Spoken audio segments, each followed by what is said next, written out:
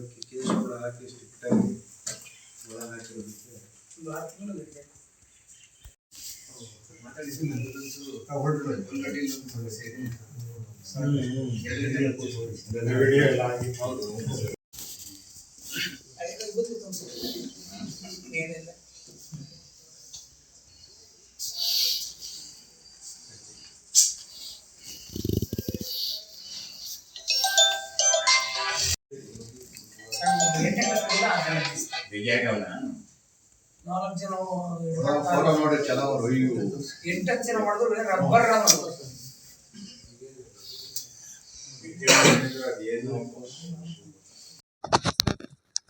ಗೂಡೆಕೆರೆ ಪರಮ ಪೂಜ್ಯರ ಮೇಲೆ ಹಲ್ಲೆ ಆಗಿದೆ ಅಂಥೇಳಿ ವಿಷಯ ಗೊತ್ತಾದ ತಕ್ಷಣವೇ ಸಾವಿರಾರು ಜನ ಶ್ರೀಮಠದ ಬಳಿಗೆ ಗೂಡೆಕೆರೆಗೆ ಆಗಮಿಸಿ ಸ್ವಾಮೀಜಿಗಳಿಗೆ ಒಂದು ಸ್ಥೈರ್ಯ ಕೊಟ್ಟು, ಇಲ್ಲ ನಾವು ನಿಮ್ಮ ಜೊತೆ ಇದ್ದೀವಿ, ಇಂಥ ದುರಾತ್ಮರು, ಅವನ ಹೆಸರು ಸಿದ್ದರಾಮ ಅಂಥೇಳಿ, ಅಂಥ ಚಾಂಡಾಲರುಗಳು ಭೂಮಿ ಮೇಲೆ ಇರಲೇಬಾರದು, ಸಂಸ್ಕಾರವಂತರು, ಕುಟುಂಬದ ಬಗ್ಗೆ ಕಾಳಜಿ ಇರೋಂಥವ್ರು, ಸಮಾಜದ ಬಗ್ಗೆ ಜವಾಬ್ದಾರಿ ಉಳ್ಳಂಥವ್ರು ಯಾರೂ ಇಂಥ ನೀಚ ಕೆಲಸ ಮಾಡೋದಿಲ್ಲ.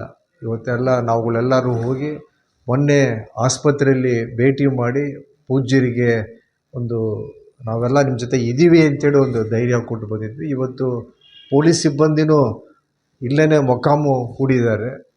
ಜಿಲ್ಲಾ ಉಸ್ತುವಾರಿ ಸಚಿವರಾದ ಡಾಕ್ಟರ್ ಜಿ ಪರಮೇಶ್ವರ್ ಅವರು ಸಹಿತ ಪೂಜ್ಯರ ಜೊತೆ ಮಾತಾಡಿ, ಜಿಲ್ಲಾ ಪೊಲೀಸ್ ವರಿಷ್ಠಾಧಿಕಾರಿಗಳು ಅಶೋಕ್ ಅವರು ಸ್ವಾಮೀಜಿಗಳನ್ನ ಭೇಟಿ ಮಾಡಿದ್ದಾರೆ. DYSP ಮೇಡಮ್ ಅವರು ಹಾಗೂ ಇಲ್ಲಿನ ಸ್ಥಳೀಯ ಸರ್ಕಲ್ ಇನ್ಸ್ಪೆಕ್ಟ್ರುಗಳು, PSIಗಳು, ಪ್ರತಿಯೊಬ್ಬರು ಪೊಲೀಸ್ ಸಿಬ್ಬಂದಿ ಪೂರ್ತಿ ಶ್ರೀಮಠದಲ್ಲಿದ್ದು ಪೂಜ್ಯರಿಗೆ ಒಂದು ಧೈರ್ಯ ಹೇಳೋಂಥ ಕೆಲಸ ಆಗಿದೆ. ಆದರೆ ಈ ಸಿದ್ದರಾಮ ಅಂತ ಚಾಂಡಾಲ ಯಾರು ಪೂಜ್ಯರ ಮೇಲೆ ಹಲ್ಲೆಗೆ ಪ್ರಯತ್ನ ಪಟ್ಟ, ಅವ್ರಿಗೆ ಮನಸ್ಸು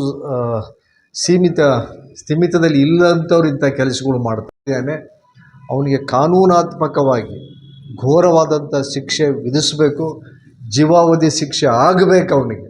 ಇದು ಒಂದು ಸ್ಪಷ್ಟವಾದಂಥ ಸಂದೇಶ ಇಡೀ ಸೊಸೈಟಿಗೆ ಹೋಗಬೇಕು.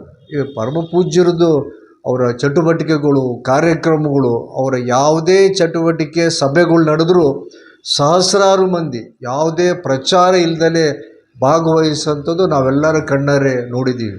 ಅದು ಕ್ರೀಡಾ ಚಟುವಟಿಕೆ ಇರ್ಬೋದು, ಧಾರ್ಮಿಕ ಸಭೆಗಳು ಇರ್ಬೋದು, ಪ್ರತಿ ಬಾರಿನೂ ಅಷ್ಟೇ ಅಷ್ಟು ಚೆನ್ನಾಗಿ ಎಲ್ಲರೂ ಸಾಮಾನ್ಯರ ಜೊತೆಗೆ ಅವರು ಬೆರೀತಾರೆ. ಇಂಥವ್ರಿಗಿದು ಇಂಥ ಅವಘಡ ಆಗಬಾರ್ದಾಗಿತ್ತು. ನಾವುಗಳೆಲ್ಲರೂ ಮಠದ ಜೊತೆಗೆ, ಶ್ರೀಮಠದ ಜೊತೆಗೆ ಇದ್ದೀವಿ ಅಂತ ಹೇಳಕ್ಕೆ ಬಯಸ್ತೀವಿ. ಈ ತುಮಕೂರು ಜಿಲ್ಲೆ ಹಾಗೆಯೇ ಚಿಕ್ಕನಾಯಕನಹಳ್ಳಿ ತಾಲೂಕಿನ ವಕೀಲ ವೃಂದ ಜೊತೆಗೆ ನನ್ನ ಮನವಿ, ದಯಮಾಡಿ ಈ ಸಿದ್ದರಾಮಂತ ದುರಾತ್ಮನಿಗೆ ತಾವುಗಳು ಸಾಥ್ ಕೊಡಬೇಡಿ. ಇದು ಏನೇ ಆಗಲಿ ನೀವುಗಳು ಅವನಿಗೆ ಬುದ್ಧಿ ಕಲಿಸೋ ಕಡೆಗೆ ಗಮನ ಕೊಡಬೇಕು. ಇಂಥದ್ದು ಒಬ್ಬರಿಗೆ ನಾವು ಜೊತೆ ಆಗಿಬಿಟ್ರೆ